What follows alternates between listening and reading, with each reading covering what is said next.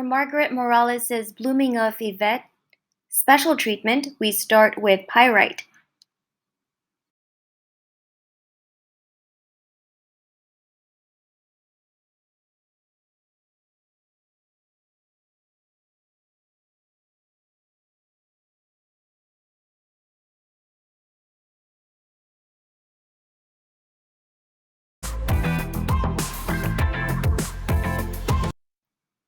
For version 2, we now add electric diamonds sprinkled in the background.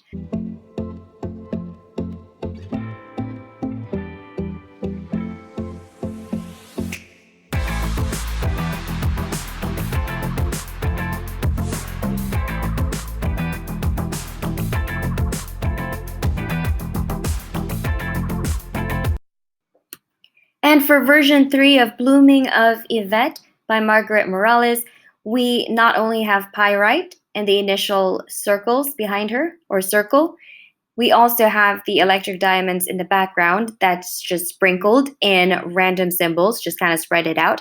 But now we have also pyrite in that area that continues as the second circle outside of the frame. And now we've filled in the frame with electric diamonds. So this is all in electric diamonds that we see